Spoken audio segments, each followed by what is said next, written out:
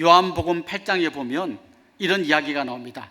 사람들이 간음하다가 현장에서 잡힌 한 여인을 끌고 와서 예수님 앞에 막 큰 소리 치면서 이야기하는 장면이 나옵니다. 예수님, 율법에 보면 이렇게 간음한 여자는 돌로 쳐서 죽이라고 했는데 예수님 생각은 어떻습니까? 죽일까요 말까요? 사실 이건 굉장히 큰 함정을 예수님 앞에 파둔 거예요. 그 당시 이스라엘은 로마의 식민지 상태에 있었기 때문에 사형의 최종 판결권이 로마에 있었습니다. 그래서 만약 예수님이 거기서 죽이라 그러면 로마의 법을 어기는 게 됩니다. 반대로 예수님이 죽이지 마라 그러면 율법을 어기는 게 됩니다. 장기로 말하면 외통수에다가 예수님을 몰아넣고 죽일까요 말까요 이렇게 물어봅니다. 예수님은 아무 말씀도 않고 땅바닥에 앉아서 뭔가 글씨를 쓰고 계셨습니다. 그런데 성경에 이렇게 표현되어 있어요. 그들이 묻기를 그치지 않았다. 계속 물었다는 거죠. 죽일까요 말까요? 죽일까요 말까요? 대답을 해보세요. 뭐하고 계세요? 왜 그냥 딴짓하고 계세요? 죽일까요 말까요? 계속 몰아붙이는 거죠. 그때 예수님께서 조용하게 한 말씀을 하셨습니다. 너희 중에 죄 없는 자가 먼저 돌로 치라. 그렇게 말씀하신 다음에 주님은 또 땅에다가 뭔가를 쓰고 계셨습니다. 어떤 일이 일어났습니까? 거기에서 돌을 들고 흥분하던 그 사람들이 죄 없는 자는 아무도 없으니까 결국 아무도 말 못하고 다 돌아가 버렸습니다. 한 명만 남았습니다. 간음한 여인만 남았습니다. 그때 예수님께서 그 여인에게 이렇게 말씀하셨습니다. 나도 너를 정죄하지 않겠다. 그러니 가서 다시는 죄를 범하지 말아라. 이렇게 말씀해 주셨습니다. 그런데 이 이야기를 가만히 들여다보면 입으로 직접 한 말 말고도 이 사람들의 태도나 행동 여러 가지 속에서 뭔가를 말하고 있다는 것을 우리가 쉽게 발견할 수 있습니다. 바리새인들은 지금 이렇게 말한 거죠. 이 여인은 간음했으니까 죽어서 마땅합니다. 이렇게 말로 했습니다. 그리고 그들이 직접 말로 하진 않았지만 이런 것을 말하고 있었습니다. 그런데 우리는 간음한 적이 없습니다. 우리는 이 간음한 여인을 정죄하고 손가락질을 할 자격이 있습니다. 이렇게 그들이 무언의 말을 지금 하고 있는 것이죠. 그에 대해서 예수님은 뭐라고 말씀하신 것입니까? 너희 중에 죄 없는 자가 먼저 돌로 치라고 말씀하셨지만 그 말씀 속에 이런 말씀이 녹아 있는 거죠. 너희도 똑같은 죄인이야. 만약 이 여인이 돌에 맞아 죽어야 한다면 너희도 똑같이 그런 심판을 받아야 돼. 이렇게 말씀하신 것이죠. 예수님께서 이 여인에게 말씀하신 것도 그겁니다. 나도 너를 정죄하지 않겠다. 가서 다시는 죄를 짓지 마라. 이건 무슨 말입니까? 사랑하는 딸아, 너의 죄는 죽어서 마땅한 죄이다. 그런데 네가 받을 그 엄중한 심판을 내가 대신 받으마. 내가 너를 대신해서 십자가를 질게. 대신에 너를 용서해 주니 내 이 간절한 마음을 네가 헤아려서 다시는 죄를 범하지 말아라. 이렇게 주님께서 말씀해 주신 것이죠. 오늘 우리가 읽은 이 본문은 요한복음의 이야기체로 된 이 말씀을 예수님께서 이렇게 교훈을 하는 형태로 비슷한 내용을 이야기하신 거라고 보시면 됩니다. 지금 예수님은 산상수훈 이야기를 다 하신 다음에 너희 의가 바리새인의 의보다 더 뛰어나야 된다 이런 말씀을 해주시고, 그럼 어떻게 해야 바리새인의 의보다 더 뛰어난 의를 가질 수 있습니까? 라는 대답으로 6가지 신뢰를 들어 보입니다. 그래서 지난주에는 살인하지 말라, 이걸 구체적으로 어떻게 지켜야 되는지를 말씀해 주셨고요. 오늘 본문의 큰 주제는 간음하지 말라라는 것입니다. 그런데 이 형식이 있습니다. 예수님이 6가지 교훈을 주신 형식이 있는데 계속 똑같은 게 반복됩니다. 너희가 이렇게 들었으나 나는 너희에게 이렇게 말한다. 그러니까 너희가 들은 이야기하고 내가 말하는 것 사이의 차이를 잘 확인해 보아라, 이런 말씀을 계속 해 주시죠. 오늘 본문 27절 28절 한번 보십시다. 여러분 그 빨간 글자로 된 걸 유의해서 보시면서 오늘 27절 28절 같이 읽어봅시다. 또 간음하지 말라 하였다는 것을 너희가 들었으나 나는 너희에게 이르노니 음욕을 품고 여자를 보는 자마다 마음에 이미 간음하였느니라. 지난주에 이런 말씀이 있었잖아요. 살인하지 말라라는 이 말씀을 바리새인들은 거기다 심판을 받으리라는 말을 붙여가지고 살인하면 법정에 끌려가서 재판받고 사형에 처해질 거니까 그런 짓 하지 마시오, 이렇게 자기들 나름대로 축소해서 말했던 것처럼 간음도 그렇게 들은 거죠. 간음하지 말라. 그래, 나 불륜을 안 저지르면 되지, 이렇게 생각하고 있는 거죠. 그런데 예수님 뭐라고 말씀하십니까? 지나가는 여인을 보고 음욕을 품는 것만으로도 간음이다, 이렇게 이야기합니다. 그리고 이어서 경고하시는 게 뭔가 하면 이혼에 대한 경고예요. 이혼은 요즘 우리가 알고 있는 이혼과 그 당시 이혼 사이는 좀 많은 차이가 있습니다. 그 당시 이혼은 그냥 남자가 하고 싶으면 하는 거예요. 여자는 거기에 대해서 무슨 선택권이 거의 없었습니다. 그럼 언제 이혼할 수 있느냐? 신명기 24장 1절에 이렇게 말씀하고 있습니다. 사람이 아내를 맞이하여 데려온 후에 그에게 수치되는 일이 있음을 발견하고 그를 기뻐하지 아니하면 이혼 증서를 써서 그의 손에 주고 그를 자기 집에서 내보낼 것이요. 여기 보면 언제 이혼하게 되어 있냐면 수치되는 일이 있으면 이혼해도 된다고 말씀하신 거예요. 그런데 중요한 거는 이걸 해석하는 겁니다. 그럼 수치되는 일이 뭐냐? 여기에 대한 해석이 크게 두 가지로 나누어져 있었습니다. 바리새인 중에는 힐렐 학파라고 하는 좀 약간 자유분방한, 약간 상대적으로 좀 자유스러운 학파가 있었고, 샴마이 학파라고 하는 굉장히 엄격한 학파가 있었는데요, 샴마이 학파는 이렇게 이 구절을 해석했습니다. 여기서 수치되는 일은 뭔가 하면 그 여인이 음행을 한 게 드러난 거다. 그 여인이 만약 음행을 했다면, 간음죄를 저질렀다면 이건 이혼해도 된다, 이렇게 해석했습니다. 그런데 힐렐 학파는 그 수치되는 일을 굉장히 넓게 해석했어요. 음행한 건 물론이고 시집 왔는데 우리식으로 말하면 밥을 하다가 태웠다든지, 국을 끓였는데 너무 짜다든지, 설거지하다 접시를 깼다든지, 이것도 수치되는 일이라는 거예요. 지금 여자분들의 눈이 막 커지면서 분노하는 게 느껴지십니다. 자, 그런데 이제 요렇게 해석하는 걸 좋아하는 거죠, 남자들이. 왜냐하면 건수만 잡으면 얼마든지 이혼할 수 있잖아요. 자, 그러면 이 이혼이 어떻게 남용되나 하면, 내가 지금 딴 여자랑 좀 바람을 피우고 싶어요. 그런데 바람 피우면 간음이 되고 그러면 돌에 맞아 죽는다 했으니까 꼼수가 있어요. 이혼하면 돼. 이혼하고 그 여자랑 살면 이거는 간음이 아니잖아요, 그 사람들 식으로 해석하자면. 그럼 이제 건수를 잡는 거죠. 밥을 태웠잖아, 수치스러운 일이 발견됐잖아, 그러면 이혼. 이렇게 꼼수를 부리면서 결국 그들이 간음죄를 지었다는 거죠. 사실 10계명의 10번째 계명에 보면요, 내 이웃의 아내를 탐내지 말라라는 말이 있잖아요. 그럼 예수님 말씀 뭔가 하면 이웃의 아내를 탐내면 벌써 간음인데, 그거는 안 들키는 거니까 따로 놔두고 불륜 저질렀나 안 저질렀나 요것만 하고, 정하고 싶으면 이혼하고 하면 되는데, 이혼은 간단해. 그냥 뭘 하나 덮어 씌워서 내보내고 이혼하면 돼. 이런 식으로 그들이 이걸 남용했다는 것이죠.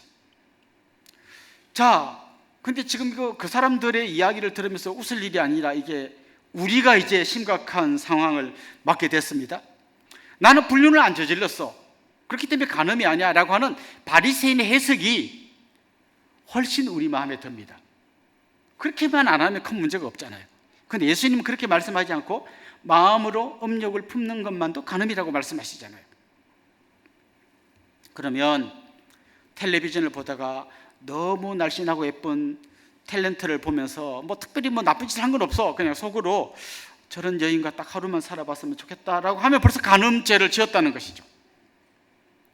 막 스포츠 경기를 보는데 손흥민 선수가 그냥 연속골을 넣고, 어떤 농구 선수가 3점 슛을 계속 넣고 쫙 하는데 너무 땀이 탁 튀는 그게 너무 멋져 보이면서 벌써 우리는 간음의 문을 열기 시작했다는 것이죠.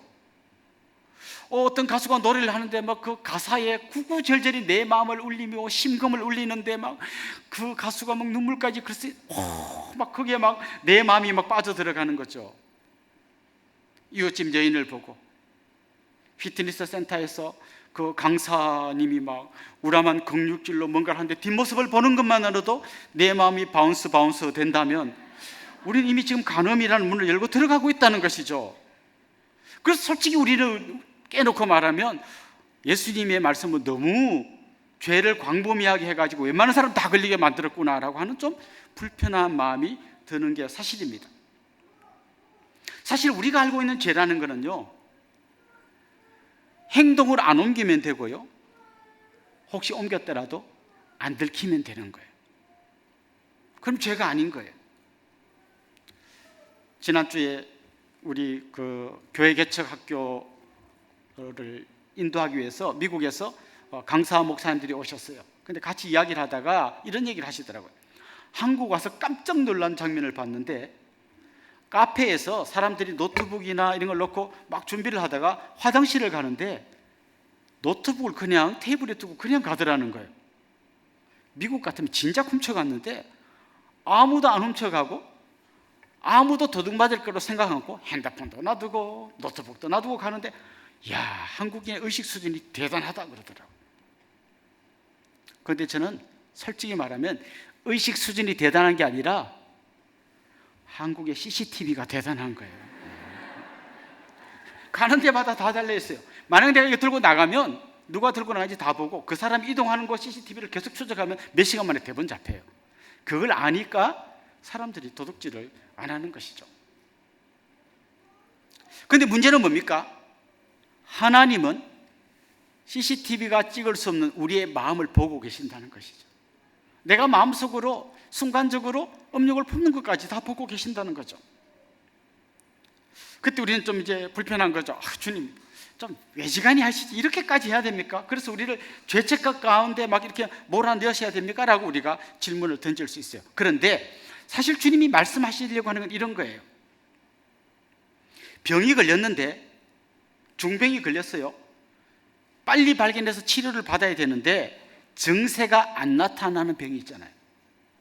차라리 조금만 아프면 막 그게 드러나가지고 병원 가서 이제 막 암 일기 막 시작될라 말라 하는데 잘 오셨습니다, 얼른 치료합시다 이러면 되는데, 막 깊어지는데 막 암이 사기 막 깊어지는데 아무 증세가 없으면 오히려 그게 더 문제잖아요. 근데 주님이 지금 말씀하시는 건 이거예요. 우리 죄가 요만한 죄 크기가 요만하든지 어마어마한 바위 같든지 간에 이런 내 죄만한 돌을 물에 던지면 다 깔아앉는데, 우리가 어떤 죄를 짓든지 그 죄의 결과는 지옥 심판을 받아야 되는데, 이게 증세가 안 나타난다고 방심하다가는 오늘 본문에 나온 것처럼 지옥불에 던져지는데 모르고 그냥 가만히 있을 수 있다는 것이죠. 그래서 주님은 오히려 이걸 지금 가르쳐 주는 거예요. 그래서 주님이 가르쳐 주려고 하는 핵심적인 진리는 뭔가 하면, 당신도 죄인입니다 라는 것을 가르쳐 주시려고 하는 것이죠. 그런데 주님은 그냥 죄인이라는 것만 가르쳐 주는 게 아니라 더 참혹한 것을 우리에게 가르쳐 주시는데요, 29절 30절 한번 봅시다. 만일 내 오른눈이 너로 실족하게 하거든 빼어내버리라. 내 백체 중 하나가 없어지고 온몸이 지옥에 던져지지 않는 것이 유익하며, 또한 만일 내 오른손이 너로 실족하게 하거든 찍어내버리라.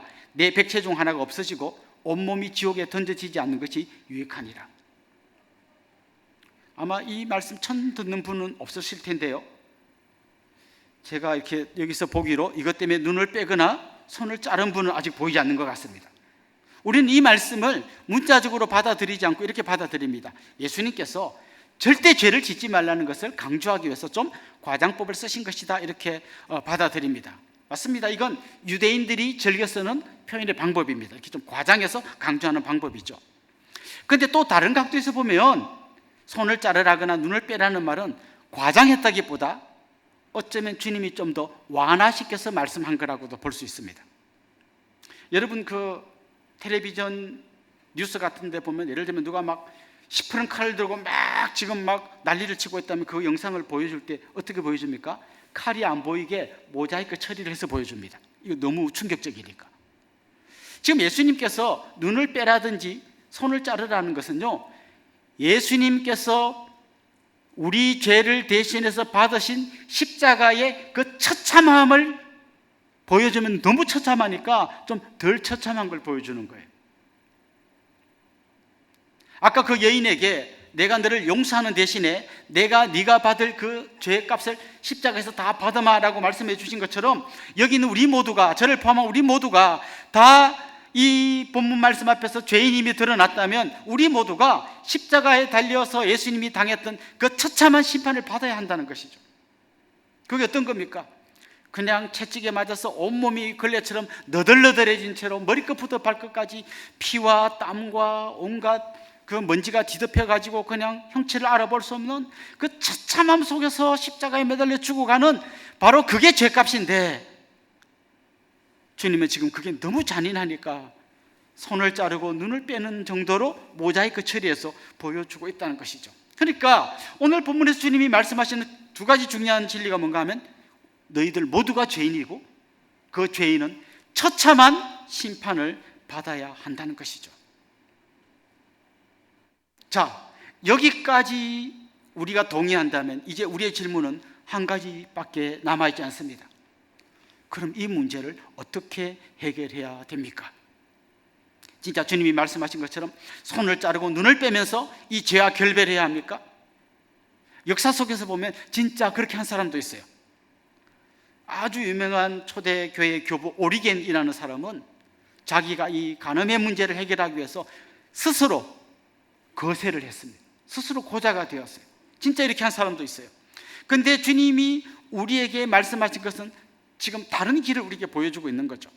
사실 여러분, 오늘 이 말씀을 듣고 알겠습니다, 저는 이제 앞으로 절대로 지나가는 여인을 쳐다보지도 않고 이제 진짜 그런 상상도 하지 않고 이제 진짜 안 하겠습니다라고 굳은 결심을 하면 할수록 이상한 현상이 나타나는 거죠.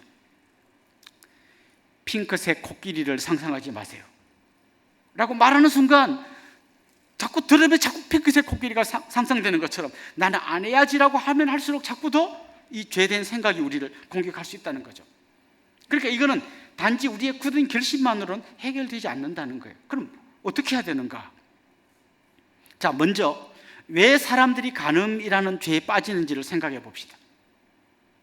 원래 하나님은 에덴 동산에 아담과 하와를 만들어 놓고 그 아담과 하와에게 충분한 사랑을 주셨어요. 그리고 그 최초의 사람들은 그 하나님의 은혜 안에서 기쁨을 누리면서 살게 돼 있었어요. 하나님은 그들을 향하여 너는 내 아들이다 라고 인정해 주셨고, 정말 세상에서 가장 존귀한 존재로 그들을 인정해 주셨어요. 그리고 그들은 하나님의 품에서 참된 안식을 누리면서 살았어요. 그런데 인간이 하나님을 떠나면서 그 사랑도, 그 기쁨도, 그 인정도, 하나님 주신 안식도 다 잃어버렸어요. 그걸 잃어버린 인간은 하나님이 주신 걸 잃어버린 대신에 자기들이 뭔가 유사품을 만들어 가지고 그걸로 대신 기쁨을 누리고 안식을 누리고 사랑을 경험하고 인정을 경험하려고 몸부림친 거예요. 그 유사품 중에 하나가 간음이에요. 그러니까 간음을 통해서 뭔가 좀 사랑을 경험하고 그 쾌락, 성적인 쾌락을 누리고, 그리고 술집에 갔는데 나는 과장에 불과한데 아가씨가 사장님 오셨습니까? 라고 인정해주고, 오늘따라 헤어스타일이 잘 어울리시네요, 그 말로 인정해주고, 우리 아내는 머리를 깎았는지 안 깎았는지도 모르는데 술집 아가씨는 그걸 인정해주고, 그리고 왠지 회사에서 나한테 친절하게 싹싹하게 잘해주는 그 아가씨하고 있으면 마음이 평안해지고 거기서 안식을 누리고, 이런 유사품 때문에 간음에 빠져들게 되는 거죠. 간음이라고 하는 것은 그냥 똑같은 죄처럼 보이지만 왜 빠져드는가는 그 밑에 있는 다른 이유들이 있는 거죠. 어떤 사람은 인정받고 싶었어, 어떤 사람은 안식을 누리고 싶었어, 어떤 사람은 사랑을 경험하고 싶었어, 어떤 사람은 거기서 성적인 쾌락을 느끼고 싶어서 자기들만의 우상 때문에 간음에 빠져 들어가는 거예요. 그러니까 단지 죄를 안 짓는 게 아니라 이 우상의 문제를 해결하지 않으면 간음하지 않아도 딴 데 가서 또 행복을, 기쁨을, 안식을, 평강을 누리려고 딴 데 가서 계속 기웃거리면 결국 간음 대신 또 딴 죄를 짓게 되는 거죠. 그러니까 먼저 내 마음속에 계속해서 내가 추구하는 그 우상이 뭔지를 발견하고, 그걸 들고 왜 이 우상이 생겼나 하면 하나님과의 관계가 깨져서 생겼으니까 하나님 앞으로 가는 거죠. 그래서 하나님의 품에서 사랑을 경험하고 기쁨을 경험하고 안식을 경험하고, 그게 먼저 되어야만 우리가 이 간음의 문제를 해결할 수 있다는 것이죠. 사실 하나님께서 우리에게 주신 너무나 소중한 공동체가 있는데요, 가정입니다. 이 가정에서 충분한 사랑과 안식과 그런 기쁨을 경험한 사람은 간음에 빠지지 않습니다. 하나님은 이 가정이 얼마나 소중한지 잘 아십니다. 동시에 가정에서 그렇게 하기가 얼마나 어려운지도 잘 아십니다. 그래서 우리는 오늘 이 말씀을 대하면서 주님께서 우리에게 주신 너무나 소중한 팔복 이야기로 다시 돌아가 보아야 합니다. 팔복 이야기는 우리가 한번 통과함으로써 이제 경주가 끝나는 게 아니라 또다시 우리가 약해지고 주님으로부터 멀어지려고 할 때 다시 팔복 이야기로 들어가야 되는 거죠. 이 간음에서 벗어나고 싶은데, 마음으로 짓는 죄, 눈으로 짓는 죄에서 벗어나고 싶은데 잘 안 됩니다. 그래서 가난한 마음으로 주님 잘 안 돼요. 애통하면서 주님 어떻게 하면 좋아요? 다시 주님 앞으로 가는 거예요. 그때 주님께서 그 간음한 여인에게 말씀해 주셨던 것처럼, 사랑하는 아들아, 사랑하는 딸아, 내가 너를 대신해서 십자가를 질 테니 너는 청결한 마음으로 나로부터 용서받은 마음으로 살아라 라고 말씀하실 때, 그때 이제 우리는 청결한 마음을 얻게 되고, 그때부터 우리는 이 유사품 사랑이 아닌 주님의 사랑, 유사품 안식이 아니라 주님의 안식을 추구하는 의에 줄이고 목마른 사람이 되는 것이죠. 그런 사람은 자기 배우자의 연약한 모습을 보고 긍휼히 여기게 되고, 그 사람과 화평을 이루게 되고, 그러면서 정말 가정이 천국이 되는 그 과정을 거치게 됩니다. 그럴 때 그 사람은 에베소서 5장 25절에서 바울이 이야기한 이 이야기가 가슴에 탁 와닿게 됩니다. 이렇게 말씀했죠. 남편들아, 아내 사랑하기를 그리스도께서 교회를 사랑하시고 그 교회를 위하여 자신을 주심같이 하라. 그리스도께서 교회를 위해서 자기를 주시고 십자가에 자기를 내주신 것처럼, 그렇게 남편들은 아내를 사랑하고 그런 마음으로 아내들은 남편을 존경하라는 것이죠.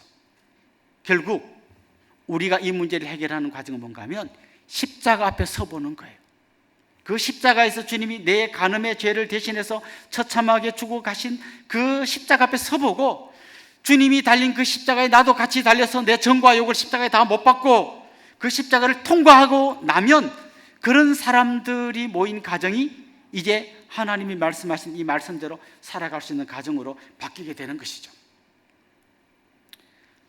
그때 그 십자가를 통과한 남편은 너무나 사랑하는 아내를 위해서 자기 팔을 베개로 내줄 수 있는 거예요. 그 십자가를 통과한 그 부인이 자기 무릎을 남편의 베개로 내줄 수 있는 거예요. 그때 사람들은 남편의 품에서, 십자가를 통한 아내의 품에서 참된 안식을 누리게 되고 인정을 받게 되고 사랑을 경험하게 되고, 그러면서 사탄의 공격을 이기게 되는 거죠. 저는 오늘 이 말씀을 듣는 여러분 중에서 이전에 어떤 삶을 살았든지 간에, 내가 지금 자꾸 이런 시험에 빠지는 진짜 이유는 주님의 십자가로부터 너무 멀리 와 있었구나, 이걸 깨닫는다면 오늘 이 시간 다시 주님의 십자가 앞으로 돌아오기를 소망합니다. 그리고 그 십자가를 믿음으로 통과하기를 원합니다. 그리고 집에 돌아가시면 바로 여러분의 컴퓨터에 다운받은 음란물을 삭제하시고, 수시로 카톡해서 열어보면 온갖 음란 외설 문자를 보내주는 여러분 고등학교 동기 카톡방에서 탈퇴하시고, 정말 주님의 그 사랑을 경험한 그 사람답게 의에 줄이고 목마른 심령으로 십자가 앞으로 다시 나아갈 수 있기를 원합니다. 우리는 하나님에게 먼저 범죄한 이후에 자기 배우자에게 범죄하게 되어 있습니다.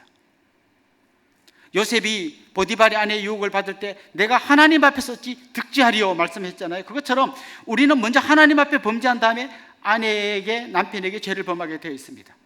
그렇다면 아내와 남편이 서로 사랑을 회복하려면 먼저 하나님께로 돌아가야 합니다. 십자가 앞으로 나와야 합니다. 십자가를 통과해야 합니다. 그리고 그 십자가 앞에서 이렇게 기도해야 됩니다. 주님, 저는 제가 깨끗한 줄 알았는데 저나 간음하다 붙들려온 그 여인이나 별 차이가 없음을 알았습니다. 나 같은 죄인을 용서하기 위해서 하나님의 아들이신 주님이 그 처참한 십자가를 지셨군요. 죄의 결과가 얼마나 참혹한지 알겠습니다. 이제 저는 주님의 십자가에 저의 모든 죄와 정욕을 못 받고 주님께서 기뻐하시는 복된 삶을 사는 사람이 되겠습니다. 이렇게 고백할 수 있으면 좋겠습니다. 이렇게 고백한 사람은 기꺼이 청소를 해줄 수 있고, 기꺼이 설거지를 해줄 수 있고, 기꺼이 퇴근하는 남편을 허깅해 줄 수 있을 것입니다. 오늘 예배를 마치고 집에 돌아가시면 부부가 머리를 맞대고, 사탄이 우리 가정에 빈틈을 공격한다면 그게 뭘까? 서로 이야기하면서 다시 한번 부부가 십자가 앞에 나가면 좋겠습니다. 혹시 이 말씀을 듣는 중에 불편한 분이 계십니까? 나는 이미 간음죄를 지었는데 어떻게 하면 좋습니까?